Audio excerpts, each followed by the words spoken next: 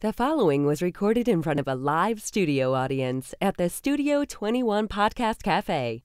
This is the United Podcast Network.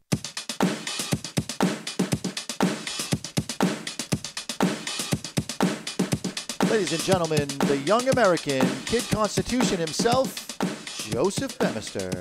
Hello and welcome to The Young American. I'm your host, Joseph Bemister. We are live from the Studio 21 Podcast Café. Find us on iHeartRadio, Podbeam, United Podcast Network, YouTube Live, and the podcast app from Apple. This podcast is fully fact-based. It's about politics, also opinionated about our government, officials, laws, and how we feel the government is changing good and bad.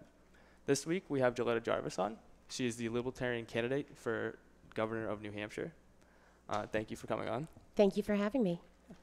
We're going to be talking about a couple things, just asking her some questions, interviewing her. The first question I've had, the most popular, I believe, would be the stance on marijuana being libertarian in our state. Well, that's actually pretty easy for a libertarian to answer. I'm pro-legalization, and if we look at the facts of just looking back to Colorado and Washington since they've legalized, a lot of people were nervous that if they legalized, it would increase teen addiction, it would increase traffic accidents, and for both of those, there's been no significant change in either one of those statistics in either one of those states, in Washington or Colorado, according to the statistics last reported in January of 2018. They've also found that not arresting people for cannabis use has saved hundreds of millions of dollars in tax money. They were spending in Washington state alone about $200 million just in enforcement for cannabis arrests and incarceration, and not spending those is saving that money for other public works projects.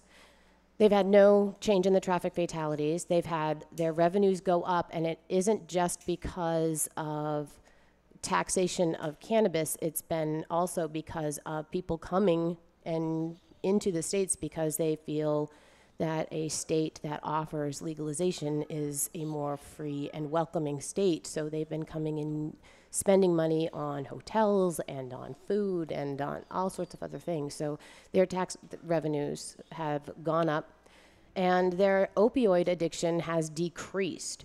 In 2 years alone, the opioid addiction and death rates have gone down 6% in just 2 years in Colorado alone.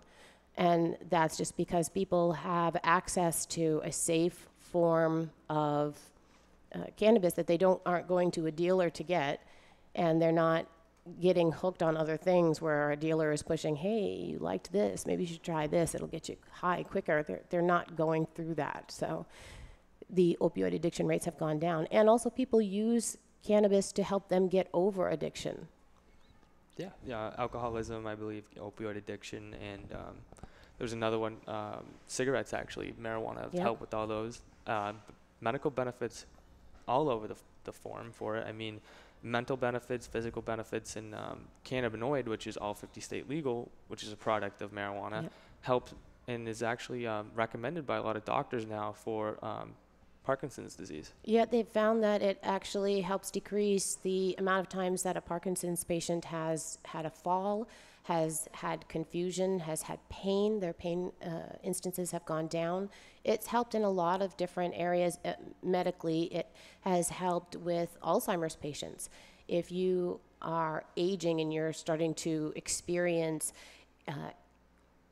age-induced dementia, it has actually been proven to assist with that condition, to help restructure the way the brain is firing and keep that from happening longer. Also, with our veterans coming from overseas, coming back with PTSD, and some of them being amputees, it helps a lot with that as well. And the VA just approved medical marijuana, although Jeff Sessions has said that anyone who smokes marijuana ever is a bad person. In his words, I don't believe that's true, because there are hundreds of millions of Americans who use marijuana on a daily basis, not only for recreational use, but also medical use. They've actually found in studies that they did, I actually spoke at the Cannabis Freedom Festival last year on this topic, and they found that during a study of people who took and did not take cannabis, that more people were college educated that consumed, and more people had stable 6-figure income jobs, had families. They were more of what people consider the normal of what society should be, as opposed to those people who took the survey who were not consuming. And I think that goes against the stereotype of what people think the cannabis stoner is supposed to be. Yeah, and on our Schedule 1, it's a Schedule 1 drug, and I believe Schedule 5, there's cocaine, Adderall, and MDMA, which all in, I believe many people think it's a lot more harsh than just marijuana, those drugs in general, and a lot of people are trying to figure out why it's a Schedule 1. Because of a marketing campaign. Yes. It was a governmental marketing campaign that was done back in the 1930s in order to stop Mexican immigration. Onto our next question, the opioid epidemic. In New Hampshire and New England as a whole, it's a huge problem. There are overdoses every day in almost every town in New England. And it's a horrible, horrible epidemic we have. How would you help combat that? Well, part of it is in legalizing cannabis. By legalizing cannabis, you can help people to not have to go and seek a medical professional to get medical cannabis. They can go to any store that sells it, any shop that, a place like where we're at right now, that, would go out and would be allowed to sell cannabis. Obviously, it would have to be a licensed location, but dispensary. Yeah, a dispensary of some sort.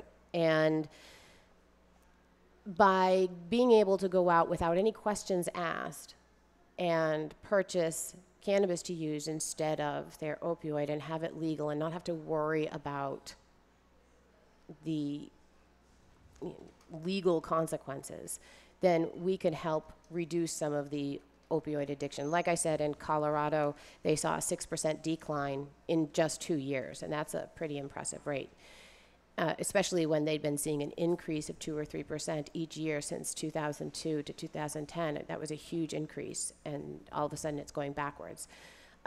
Also, all the money that we save in the state from putting towards arrests and incarceration of cannabis users, we could then directly take that money and move it over to addiction treatment centers and have people who are ready, because you can't cure someone, you can't treat someone for opioid addiction until they're ready to be treated.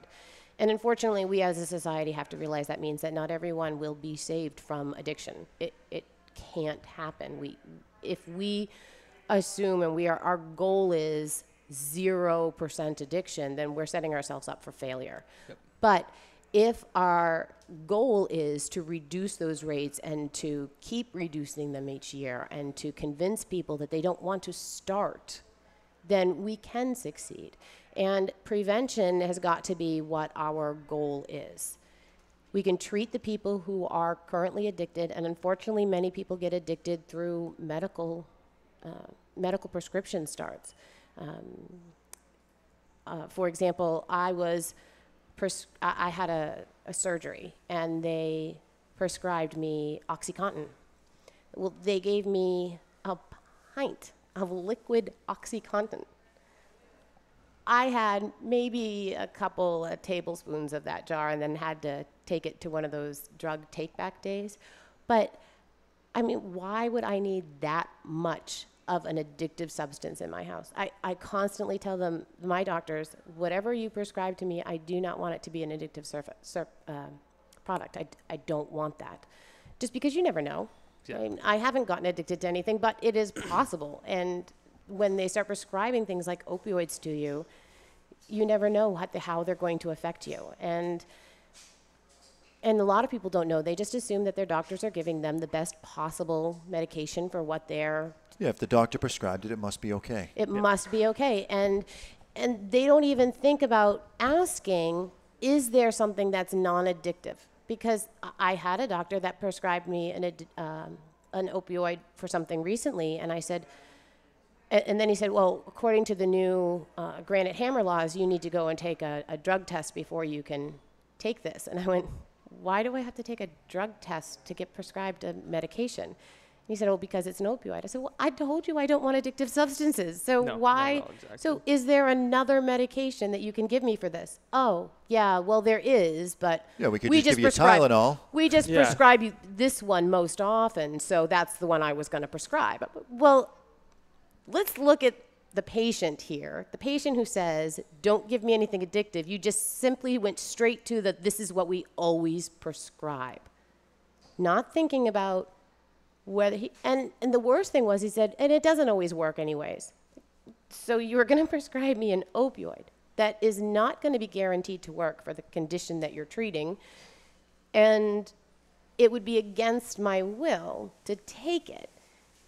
So if it wasn't for the fact that I had to take a drug test, I might not have even known that it was an opioid. How do you know? Right. Until you get to the pharmacy to fill it and you see on the little pamphlet, if you read it. Yes, a lot of people don't even most bother. people, they just throw them away. They don't care. The doctor prescribed it to me. It must be good. It must be what I needed. And this is just a list of all the side effects. And my doctor went over all that with me Jilletta, anyways. when you commented earlier about dispensaries requiring licensing, isn't licensing really a form of hidden taxation?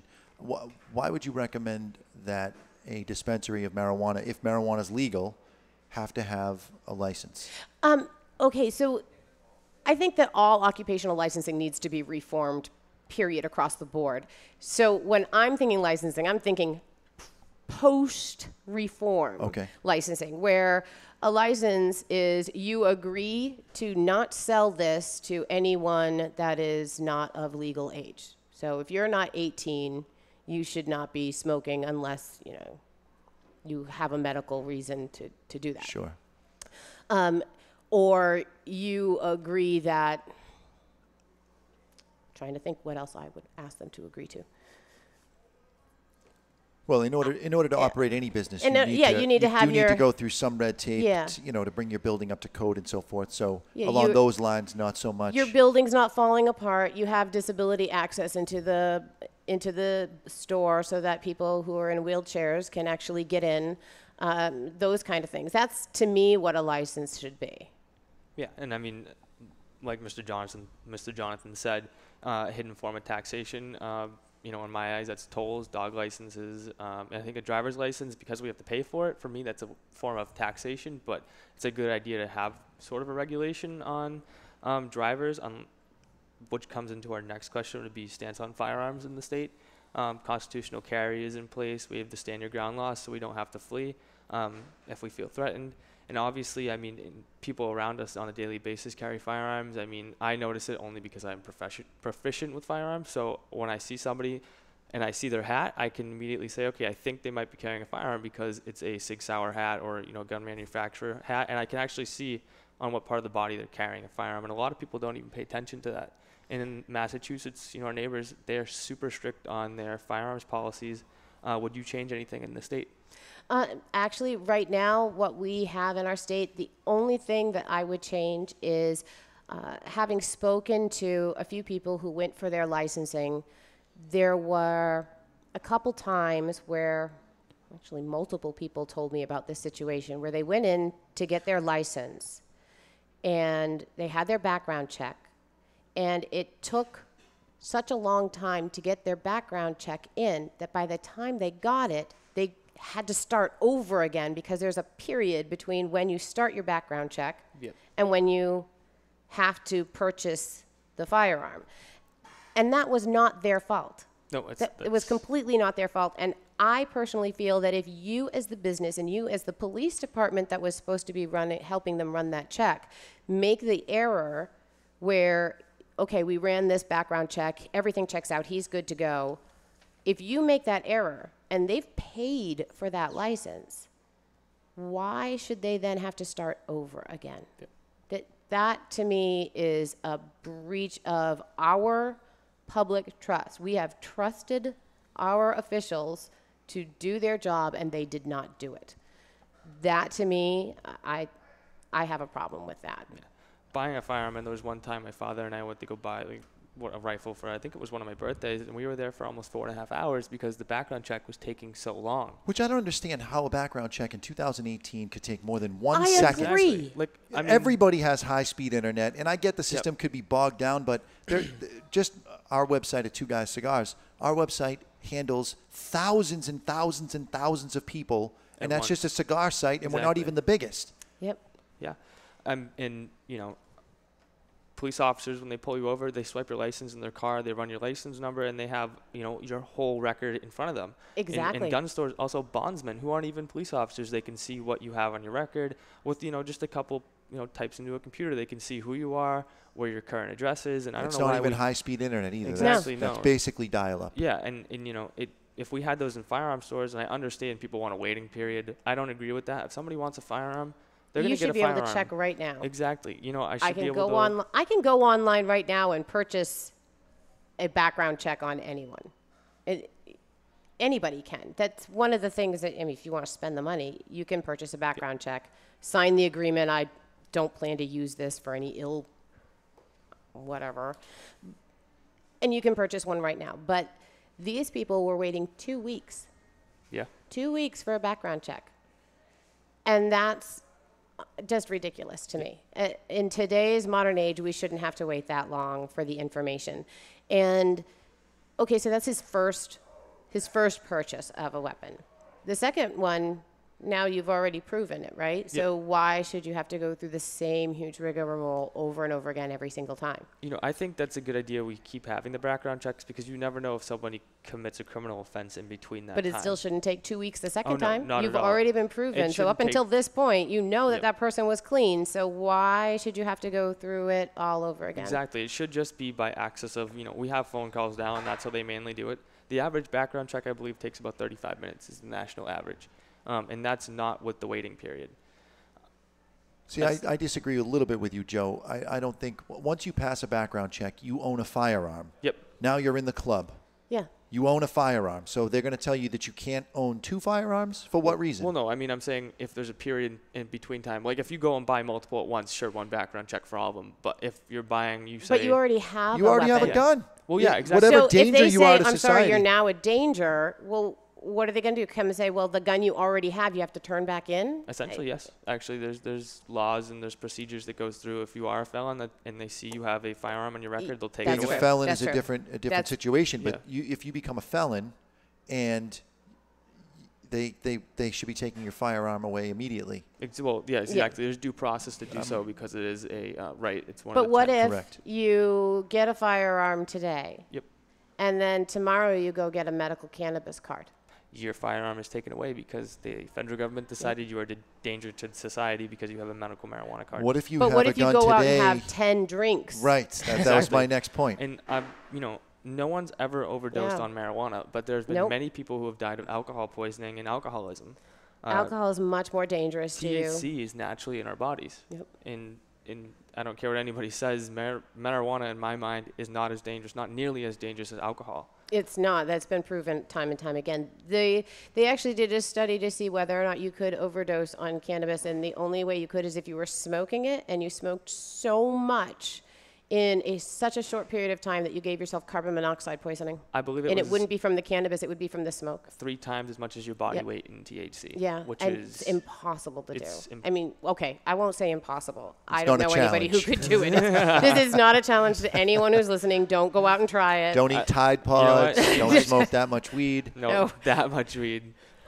Yeah. I mean, honestly, that medical marijuana, when you get a card, you're completely DQ'd from multiple things. And that's one of the reasons that legalizing it would help. Yeah. Because you wouldn't have a card to designate, hey, guess what? This person is a cannabis user. And It's legal in this state.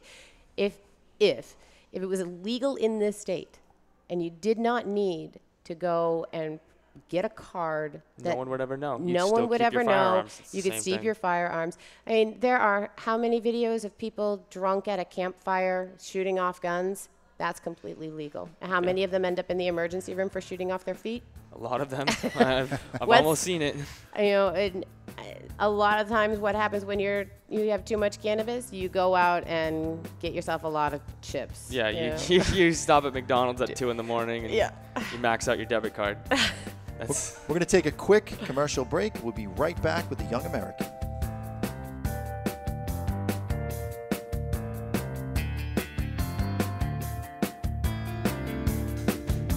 Attention cigar smokers or even friends of a cigar smoker. If you're looking to relax with a nice premium cigar or looking for a great gift for a cigar smoker, this is the gift that keeps on giving. Our friends at twoguyscigars.com have created the Cigar of the Month Club. For just $19.99 per month, you or your friend will receive 4 different premium handmade cigars every month. Shipping and handling is included. Contact twoguyscigars.com, that's the number 2, guyscigars.com, and go to the Cigar of the Month Club. You can stop anytime because there's no contract, but you won't. This is a tremendous deal for our listeners. Go to twoguyscigars.com, that's the number 2, guyscigars.com, and click the Cigar of the Month Club. At the same time, if you want to learn about the cigars you receive each month, you can smoke along with them on their own podcast called The Cigar Authority. Sit back, relax, enjoy a nice premium cigar from our friends at twoguyscigars.com.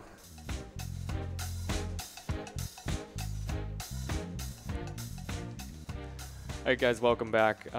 We're still here with Jilletta Jarvis again. For you who've skipped through the podcast if it got boring for you. Hopefully it didn't. We're back. We're going to jump right back into it. Property rights in New Hampshire. We're building 93 again. We're going to start updating 111, 28, and eminent domain. In my eyes, that's just another way of the government saying that this is how much we're going to give you for your property, and if you don't like it, we're still going to take it. And I believe that's not fair at all. And it also goes, my personal belief, property tax is kind of an extortion fee. If you don't pay your property tax, the bank doesn't get it, the government takes your house and sells it to the banks. And I don't think that's fair at all. I am completely against eminent domain. Actually, I made a post, hold on a second. I made a post about something that the Libertarian Party did for New Hampshire a couple weeks ago, where I can't remember what year, back in 2006, there was a Supreme Court decision regarding the Pfizer Corporation in Connecticut. And what they did was they built a big factory, a big building. They didn't like the fact that they could see so many single-family ranch dwellings from their building, and they said it looked like tenement buildings. So they asked the court to take those homes on eminent domain. They tried to buy them first. The people didn't want to sell. So they said, we want to purchase these homes, and we want to then turn them into something else that will help to beautify the town. It will help to bring in more business, and by doing so, we're improving society, and we're improving the culture here in this community. And so the court awarded them, a private company, other people's private homes. That was allowed here in New Hampshire too.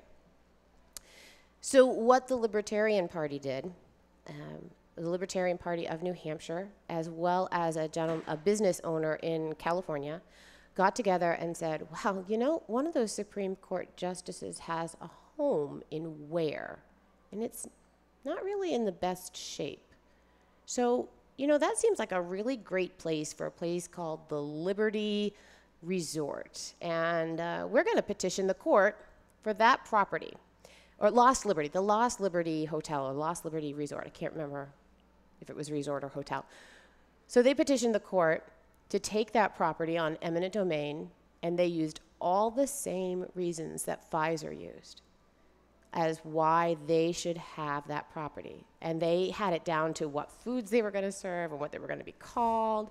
And they also put in a suit for another justice's home over in Plainfield, and they were going to call that Constitutional Park, and they were going to turn it into an amusement park of all the different liberties that we have lost due to Supreme Court decisions.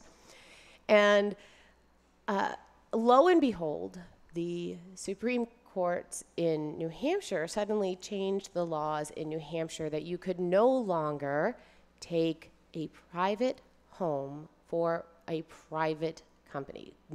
I can't go in and buy your property using eminent domain. So that was a win for all of New Hampshire. And it wasn't that a libertarian's home was in jeopardy. It was that the libertarian said, this has got to end and we have got to do something about it. And if people won't do something about it, we will. That's how much we hate it when people steal the rights and homes and property of other people. I'm very against eminent domain. I don't have a problem if they say, hey, we'd really like to buy this property so that we can run a highway through it, and would you be willing to sell it? Yeah. And if they say, well, heck yeah, that's a great price, and I don't care about this property that much, sure, go ahead and buy it. I don't have a problem with that. That's a fair business deal to me. But saying, we really want to widen 93 and enough people would benefit from it, and your house happens to be way too close to that, so we're just going to take it.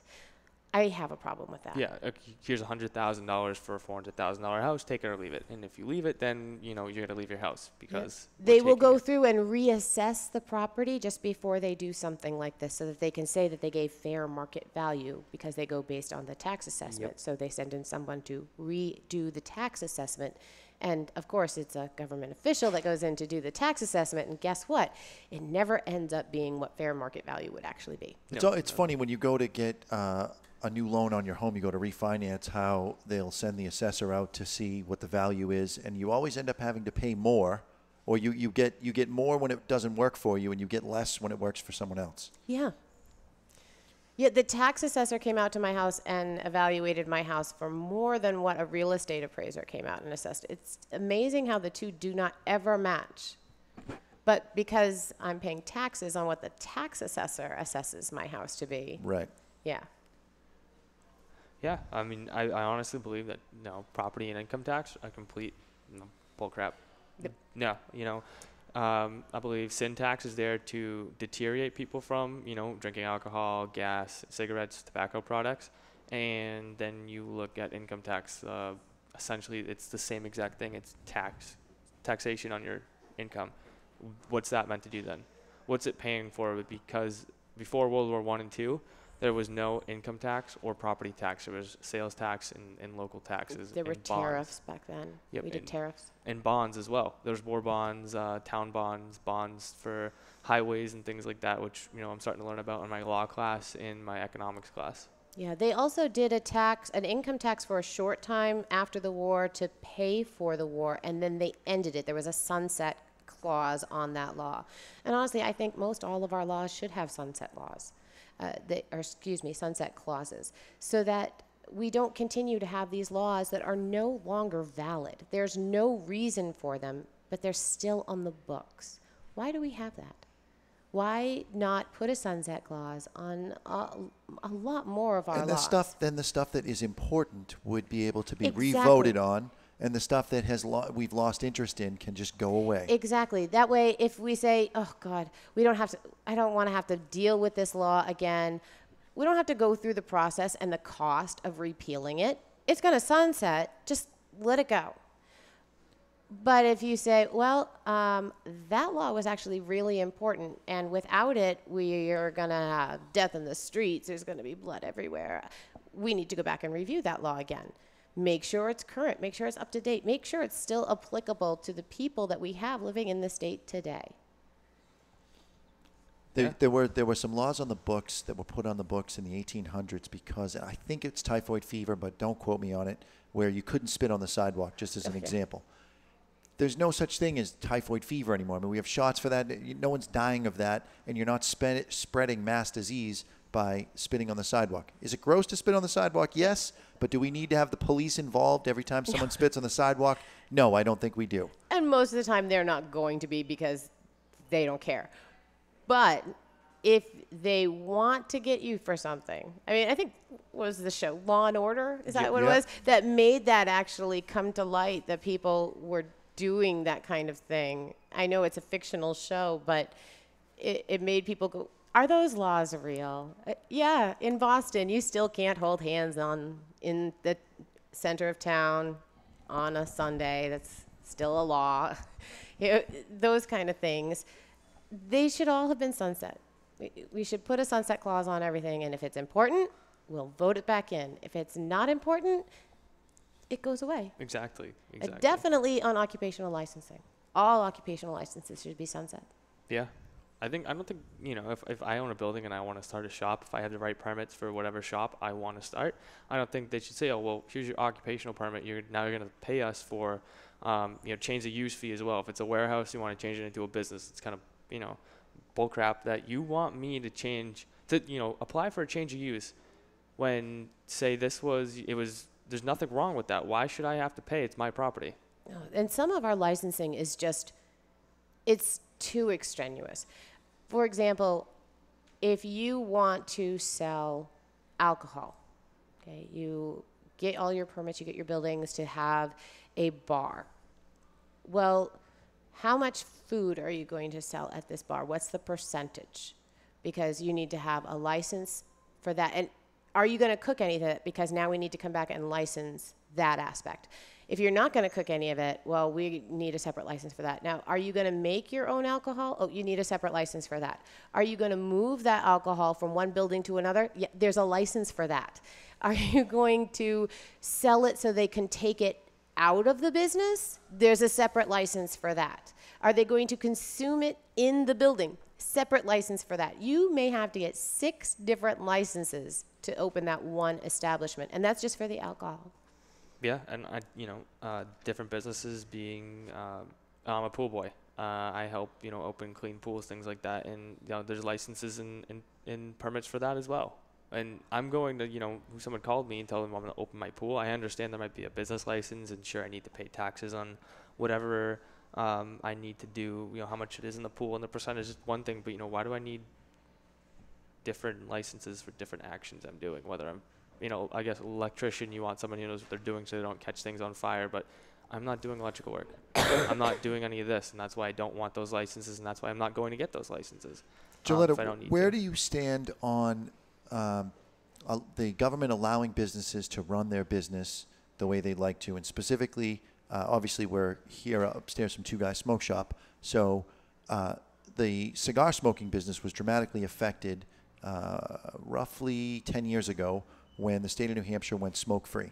Yeah. So they said to business owners like Chili's across the street, you can no longer have a smoking section in your restaurant. Your entire restaurant now has to be smoke-free. You cannot have smoking where there is food service. So not only did Chili's take a hit, but every single restaurant in the state of New Hampshire that had a smoking section took a huge hit because smokers like to go out to eat. Yeah, I think that honestly, this is something that should have been market-driven. If people who go out to eat do not want to eat at a place where there is smoking allowed, they won't go to those places. As a matter of fact, prior to that decision, what was happening was some restaurants were advertising, we are a smoke-free location. And then when they all went out of business, one guy decided to take it upon himself.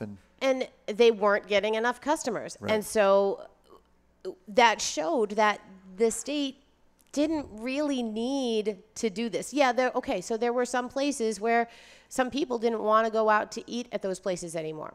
Okay, so you don't have to. Exactly.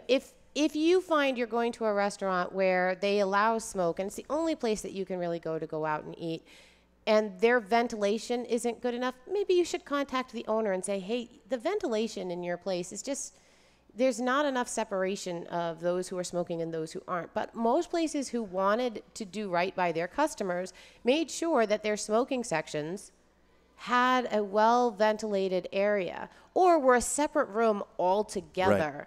Or you had outdoor areas where smokers could be on the opposite side of the building from where outdoor areas where the non-smokers were. There were a lot of different setups. I went to those places, so I remember it.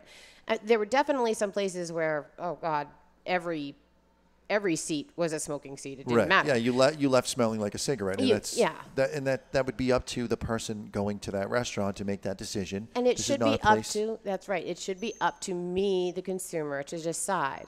And now that it's been embedded in our culture for so long, 10 years doesn't seem like a long time, but it is for a lot of people to get used to the way it is now. So unfortunately, a lot of people out there say, oh, I would never eat at a place where they're smoking.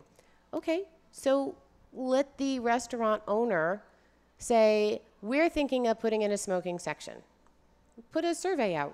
At every table, when you deliver your bill, have a survey that says, would you eat here if we had a smoking section? Let them fill it out. Let the business owner decide. And if they go out of business because they brought smoking back, then that was their decision. If they go out of business because they're the only place in town that doesn't allow smoking, that was their decision. But let it be something that the business owners and their customers decide on.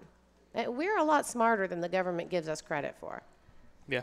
I mean, they want to run every aspect of our life. We don't think we can do it. There are states right now, Rhode Island, California, New York, with a soda tax. Yeah. We're going to charge you more for carbonated if you drink anything that has sugar in it. And they call it the soda tax because it prohibits most sodas. You can't sell sodas of a certain size. You can't, at restaurants, you can't sell sodas to children. Age limits too, yeah. Yep. If you are a child, my son, who's sitting here in the audience and waving, he wouldn't be allowed to get a Sprite at a McDonald's in New York City. And those states too. I mean, I think that was a big issue with the Obama administration. The first lady in that administration decided she wanted to push healthier school lunches. She wanted to push healthier bills out there. I know in California there's a bill that says you have to give fruits and veggies with every Happy Meal for kids. Okay, well then there's a way around that. Don't order a Happy Meal. Just get a regular meal and give it to your kid. Yeah, they actually will let you buy the toys separately if you want to. Yeah. Yeah, I remember my mom used to do that for me. I was going to say, my mother does that. She'll go out and get chicken nuggets and then buy a toy to bring back to my son. And I'm always like, he does not need those toys. I used to leave those around the house, and I would get yelled at all the time. My next question isn't on here, but what is your stance on education in the state?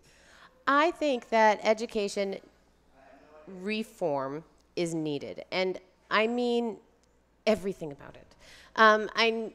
We need to start with our funding of education. Right now, it is so bad that our property taxes are out of control.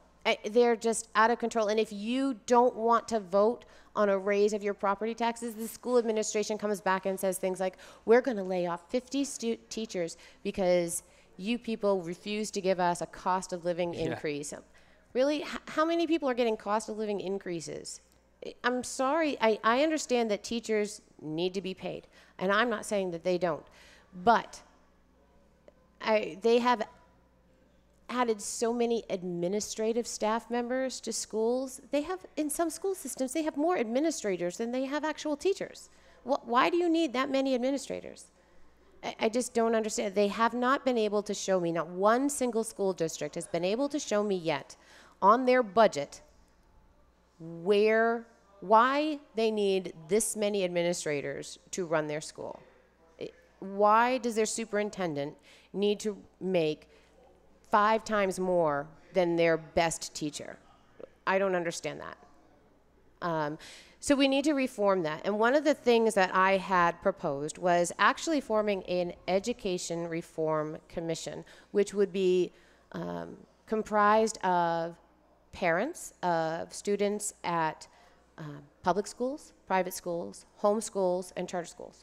Charter schools I know are public, but make sure that both types are included. As well as people who don't have children, because guess what? Their taxes are affected by any decision that is made. So they should have a voice in it. Right now, we don't give a voice to people who don't have children. We just don't include them at all in the discussion. We say, guess what? You have to live with whatever we decide, and that's not right. No, that's not right. We, of course, also need to have accountants and lawyers in on this group as well, and we need to have teachers who actually, have, this is what we're able to provide. And then we need to have some groups, some members of groups that are changing the way education is done in other states. There's a state that I can't remember what state it is, so I'm not going to give a state name. But a gentleman has created a new charter school that is run with no cafeteria because they don't serve food. Every child has to bring their own meal. They have some sandwiches and stuff for kids who are poor and can't afford food, but they help out with that. But basically, everybody has to bring their own meals. And then they do a lot of their work is online. So there's no textbooks. There's no paper. Everything is computer oriented because of the fact that that's where your businesses are going. If you're going to prepare somebody for the world, yes, you need to prepare them how to read and write, and they have to be able to actually put a pen to paper. But most of what they do is going to be on a computer now. I mean, I've been in a company that has been paper-free for, I think I've been paper-free since 2000. I mean, we're all doing computer work now. So if we're going to prepare our children for what happens after school, they need to be prepared for what happens after school. They need to be taught how to learn the computers and the systems, and we'll learn paper-free. We don't need textbooks. Although, if the internet is down or there's a power outage, sure, textbooks are a good thing to have instead of closing down schools, but that should be a backup. That shouldn't be the essential. That should be, an absolute necessity that we have as a backup to educate our students in a time of crisis, a power outage, or a natural disaster if we Exactly. feel fit. And this particular school has cut costs. He is spending about $6,000 per student as opposed to the $21,000 that we are spending per student here. I believe our high school, It's a huge difference. freshman orientation, they said each student throughout your 4 years at Wyndham High School will get $71,000 dedicated to them as a single student. But do you feel that $71,000 that has been put towards your education, specifically you, did you ever see where that money went? I mean, no. When I went through school, you look at the front cover of your textbook and it has 50 different names on it from people who have already used it. Yep. So they didn't buy a textbook for me for any of my classes. So they didn't buy new desks for me. Those desks were all there for, since my parents were in school. They didn't buy new chalkboards. What are they buying that's worth $71,000? No, they're spending per student. That money is being spread out amongst the staff, the buildings, the electricity. I get that. That's their I estimated get that, but cost, still, $71,000 per student. That's a lot of money that well, I have not seen. For-profit colleges charge that amount of money, and they're making a massive profit. Exactly. Schools right now are sometimes showing a deficit, and the money just gets pumped in. Oh, next year we need more money, because if they don't use it, they lose it. Exactly. So if they actually cut costs, then now they're going to have less money in the till for next year. I can say that in my school district, this is a big issue right now where it was in the news where our superintendent did go through and say, we're going to have to lay off 50 teachers because the town did not vote to increase our budget.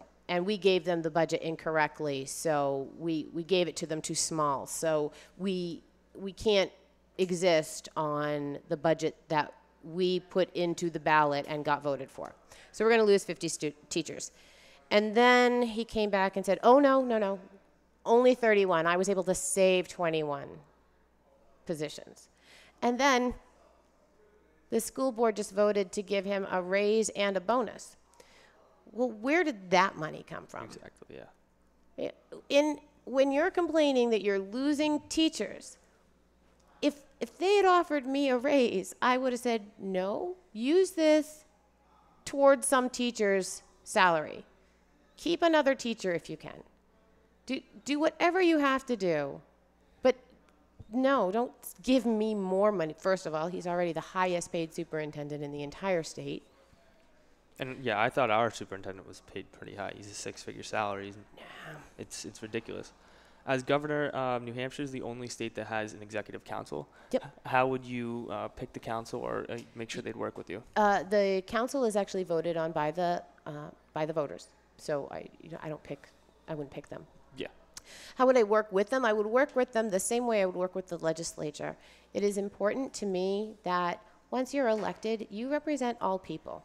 And we should all be there to represent the people. We're not there to represent parties. That's one good thing that I can say about the Libertarian Party is that we do have elected officials in office right now. We have 3 of them.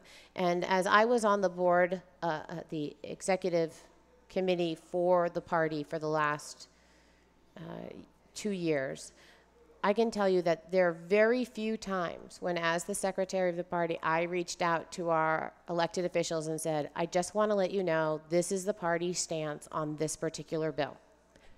Do what your constituents want you to do, but this is the party stance on it. Never once would we force any of our elected officials to vote the party line. And unfortunately, I can't say that is the same for others.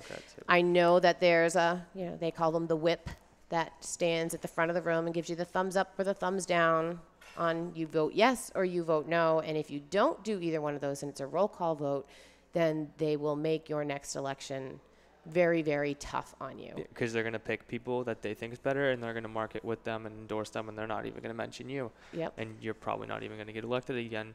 And I think it's a huge problem not only in local governments but federal governments. There's no more bipartisanship. No. I think the bipartisanship died in the 90s, in the early 90s. It was non-existent. I never even remember a bipartisan bill that had full support at each party. No. I don't think it's ever happened since I've been born. I'm 18, so I've been around only since 2000. But again, I was alive when Bush and now Obama and Trump. I've been through 3 administrations. I haven't seen a single bill that's been fully supported by each side.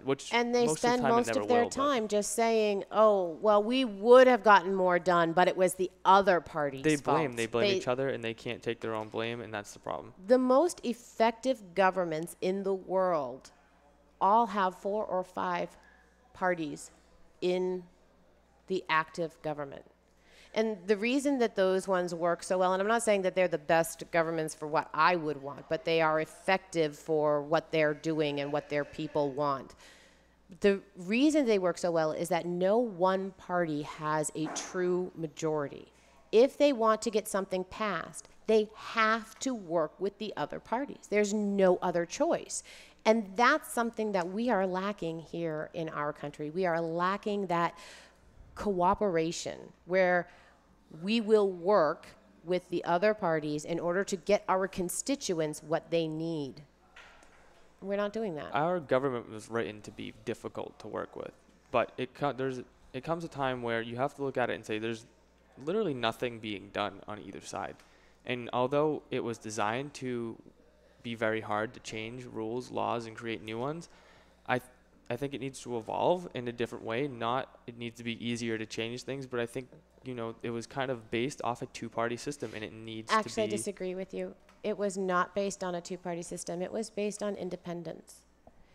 As a matter of fact, Washington, who was an independent, was very, very opposed to the establishment of parties when they asked him to join. Now, there is nothing in the Constitution saying that you have to have a party. There's nowhere where there is a law saying you must have a party.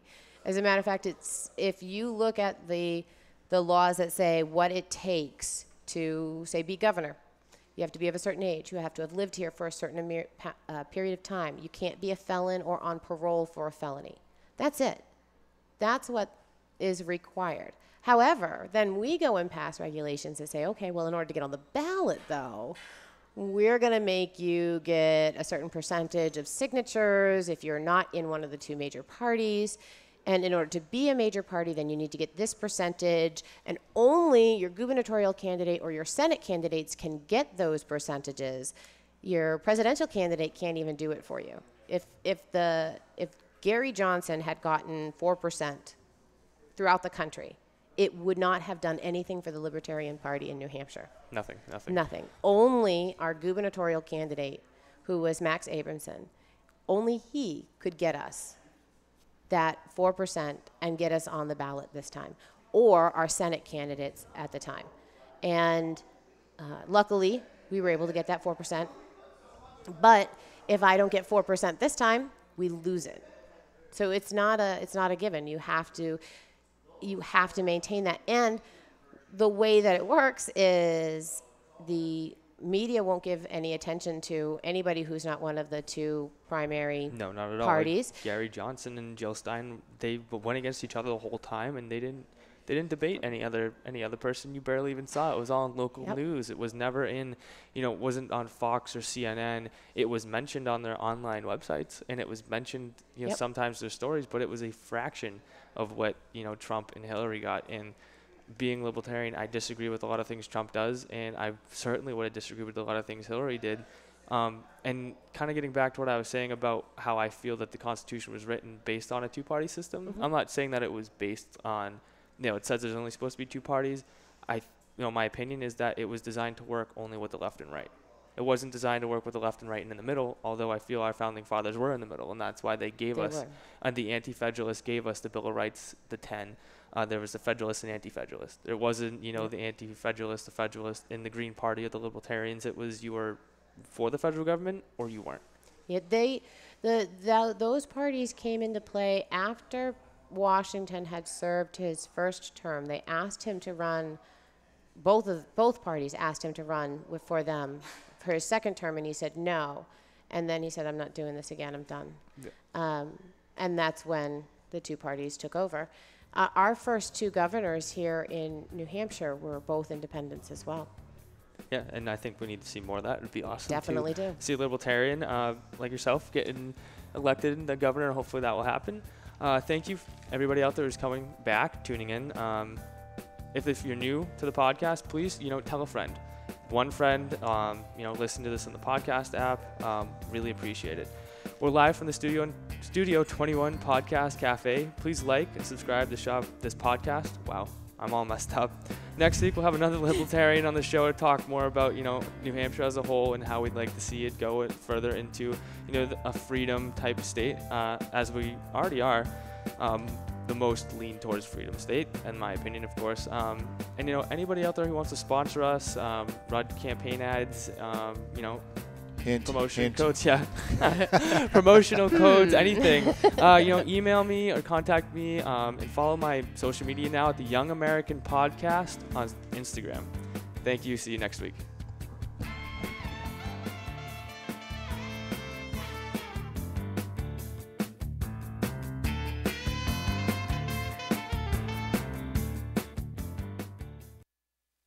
The views and opinions expressed by the hosts, guests, or callers of this program do not necessarily reflect the opinions of the Studio 21 Podcast Café, the United Podcast Network, its partners, or affiliates.